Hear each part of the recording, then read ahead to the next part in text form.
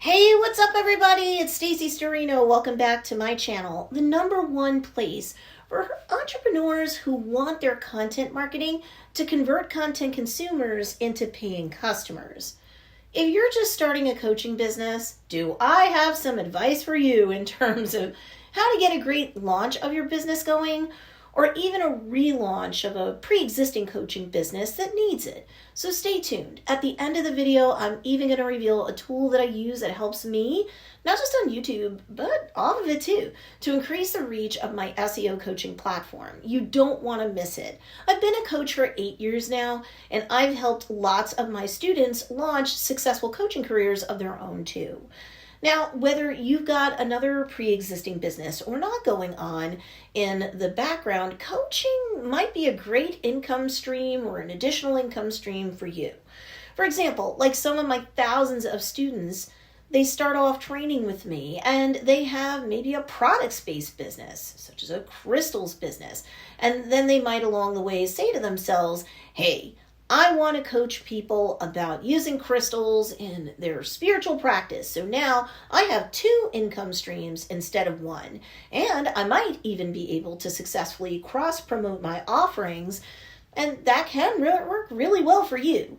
Others of my students come to me and say basically they want to be the Tony Robbins of a particular niche. And they have no product-based connection when they launch that coaching business. And of course, that can work really well too.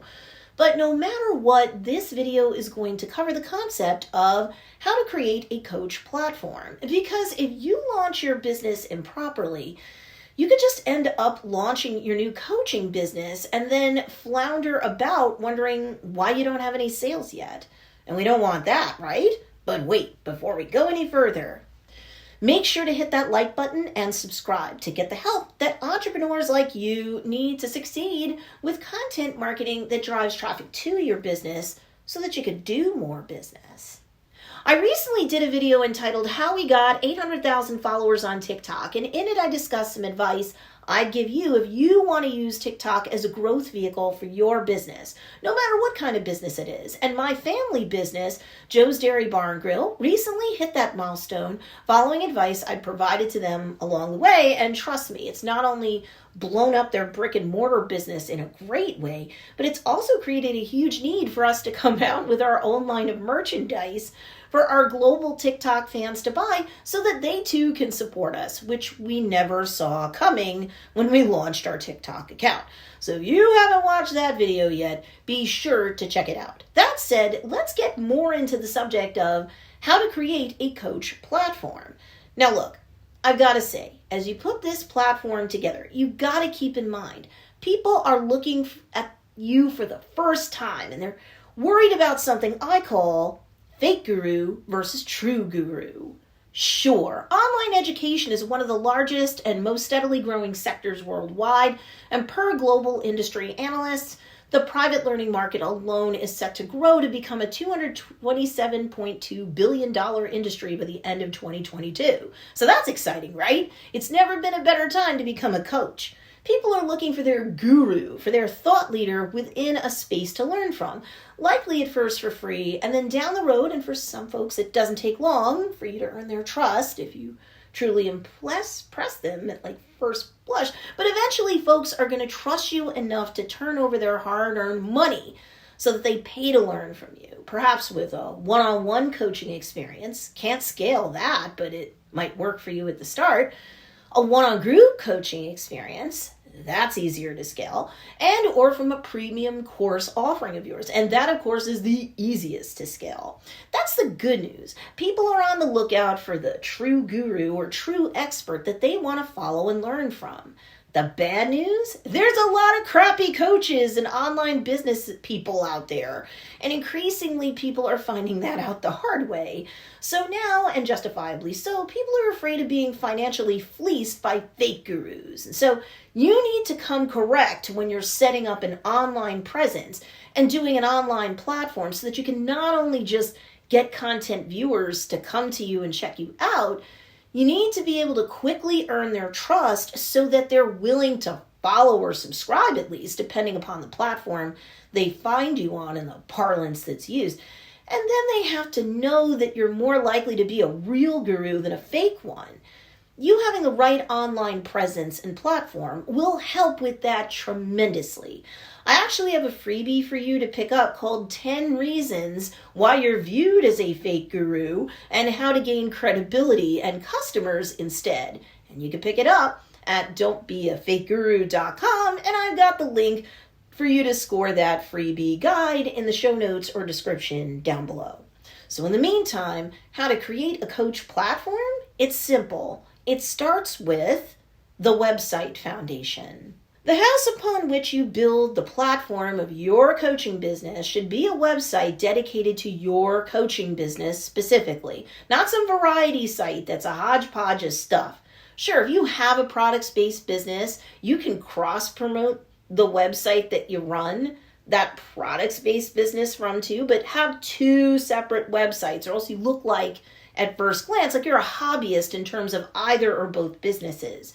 Two websites to a stranger just coming across you and getting their first impression in a situation like that makes it seem that you really do have two real businesses that you're treating like actual businesses. If you don't have a separate products-based business, you don't have to worry about this, obviously. But nonetheless, don't tell yourself that you don't need a website for your coaching business.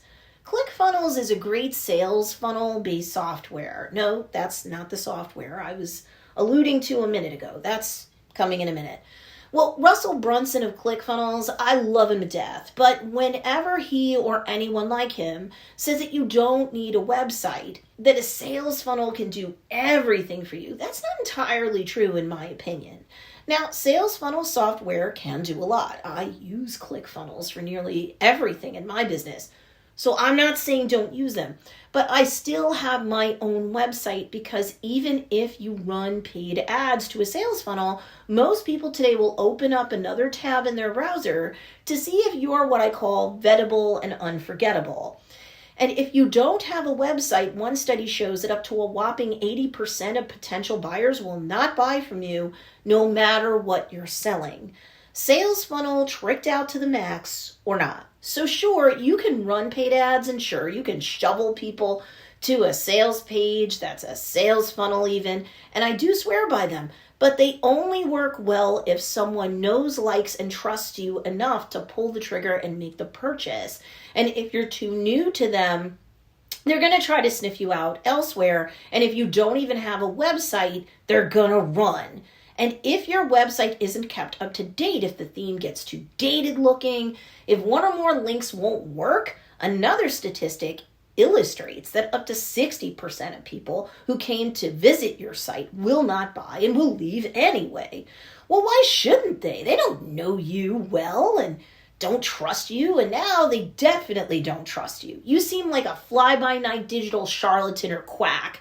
So yes, you need a website. Yes, you should be checking in on it weekly to make sure there's no security issues or breaches, that any plugins are updated, and to back up your website just in case it crashes. And yes, you should be adding content to the website on a weekly basis, or I don't care how great your SEO or search engine optimization of that site is. Eventually, Google will downgrade it because it's digitally stale. True. So will a weekly blog help you to cover that base? Sure. But do you need a blog?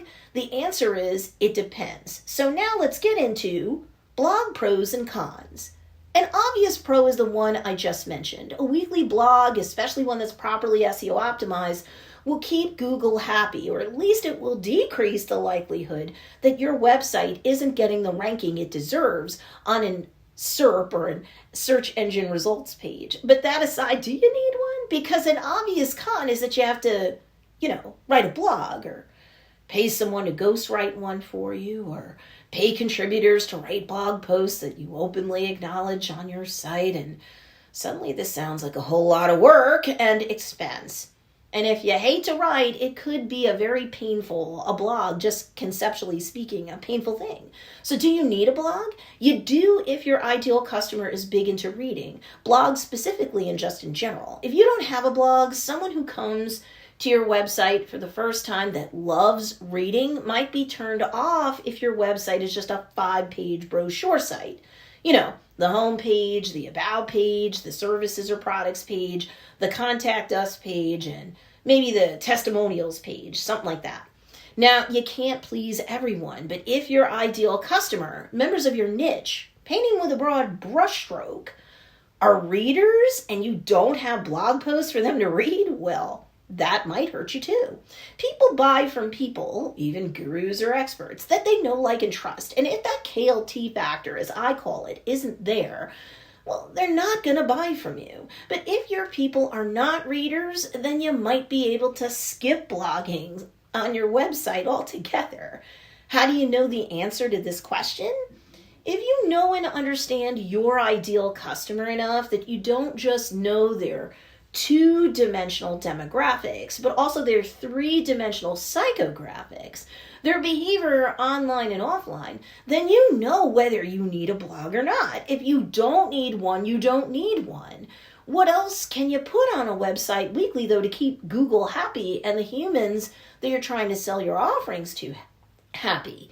How else can you build that platform? You could do a podcast, but let's go over the podcast pros and cons. Honestly, everything I just said about blogs and your ideal customer goes the same here, so I'm not going to beat this to death. If your ideal customer isn't, from your detailed research about them and how they behave, if your ideal customer is not big into podcasts, then don't waste your time and energy with them right now. I'd always be updating both my research about my ideal customer and their psychographics, as well as your market research overall on a rolling basis. But if you don't see that your ideal customers are hardcore into podcasts, then don't waste your time and energy creating them. If things change, your marketing has to change too, or you're going to end up marketing to fewer people. You've got to go where the attention is. But if your people really do love podcasts, then sure, you should create one on a weekly basis for some consistency, both with the humans and algorithmically on the platforms you publish your podcast episodes to. Then you can go back to your website, create a quick blog post, page, and introduce your latest podcast episode there. Mount the MP3 player code in the post page, and voila!